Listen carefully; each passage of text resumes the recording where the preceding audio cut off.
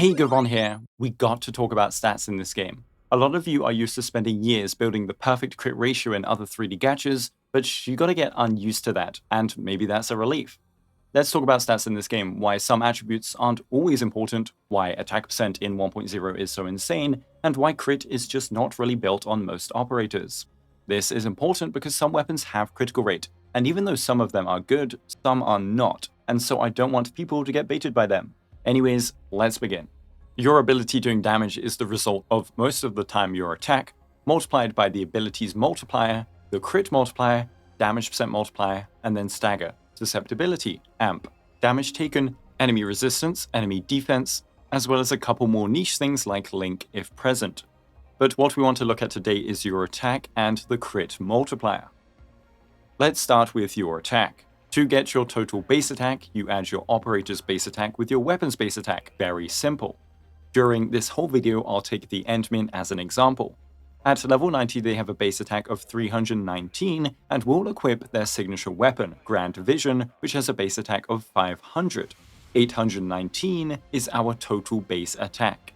Then we have attack percent, flat attack, and attribute attack percent. These are three different things.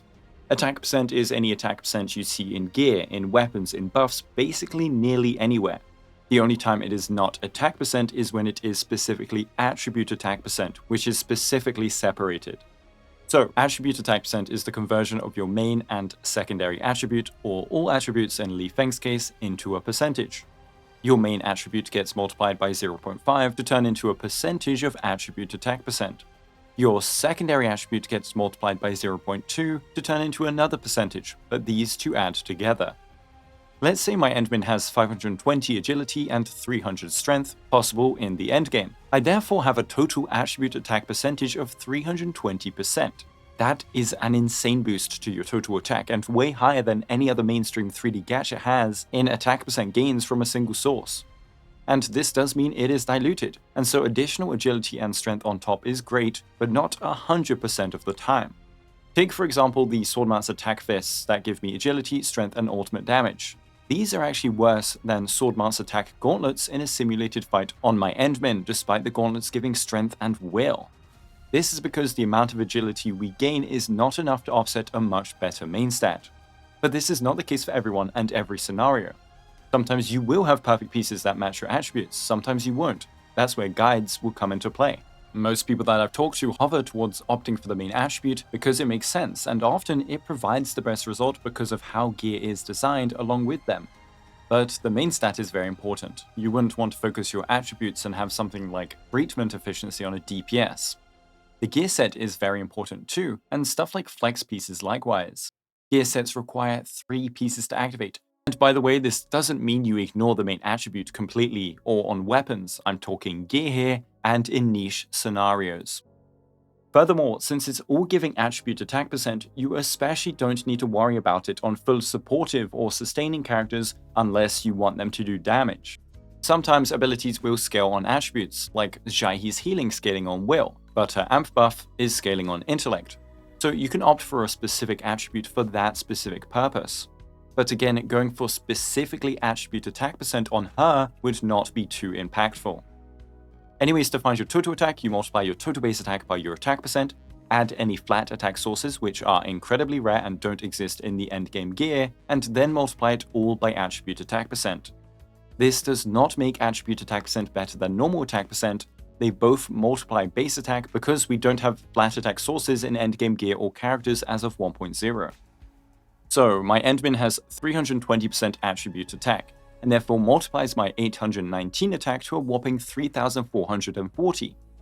But since attack percent is separate, and I have 39% of it from the Grand Vision I equipped, we go up to 4781. And this is why attack percent is so crazy. We don't have flat attack to ruin it, so it is just a unique multiplier to our damage, just like damage percent is, just like amp is, just like susceptibility is. And your attribute attack is always going to be monstrously high, whereas attack percent is starting from 0. And since attack percent is much less common than damage percent because of endgame gear, well, then we have created a super strong stat. Attack percent is on blue and purple gear, but in gold gear, battle skill damage, physical damage, cryo-electric damage, we completely lack attack percent. And so weapons with attack percent naturally become very desirable. Buffs with attack percent like Thermite Cutter become really strong for the team.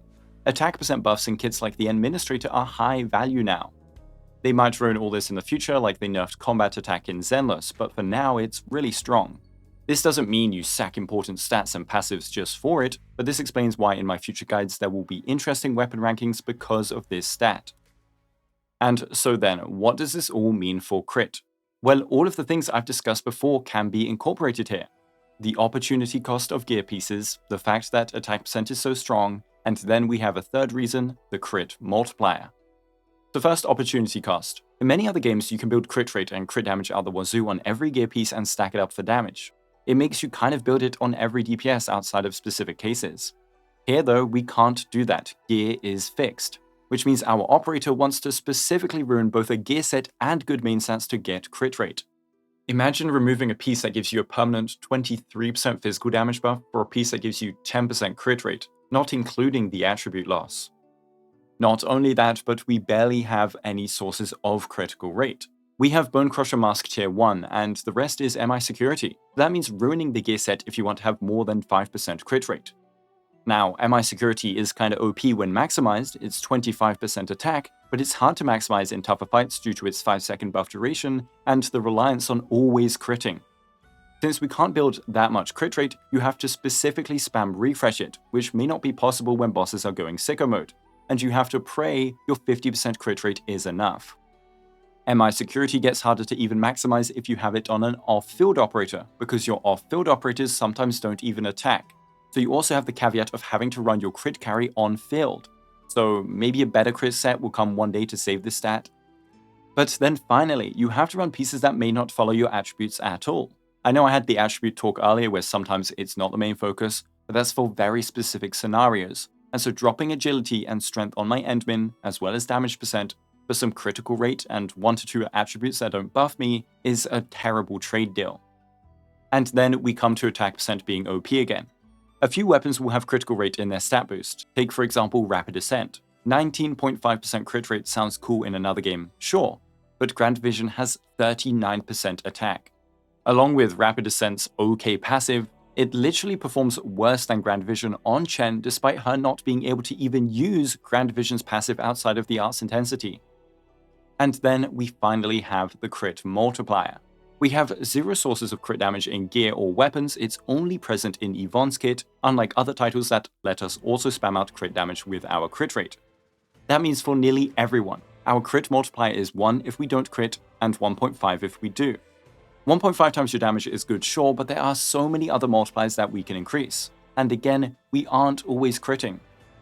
If we consider attack percent as a unique multiplier, then Grand Vision in a vacuum is a 1.39 times multiplier to all damage all the time. Endmin has a self-attack buff, but it barely dilutes this. The crit multiplier is a 1.5 times multiplier to your damage if you crit.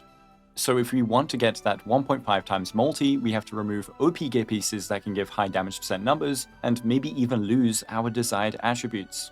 We have to change gear sets from one that may be OP to one that can't always be maximized, all to stack some critical rate, not even 100%.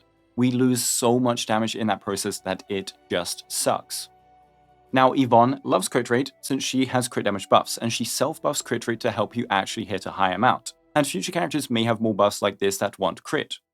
But Palika, for example, has 30% crit rate in her ult, she has intellect main stat so she can run MI security, and she still doesn't want to build this stat. That's because she can't maximize the set in all fights, especially if not the main field. As well as that, she isn't the main damage dealer even in electric teams, and finally, on a supportive build outside of electric teams, you only want art's intensity. Anyways, I hope this helped explain why my guides will talk so highly of attack percent and so lowly of critical rate, and also why some gear recommendation pieces will be a little interesting. Like and sub for more Endfield info and guides. Thanks for watching, and have a guoba day.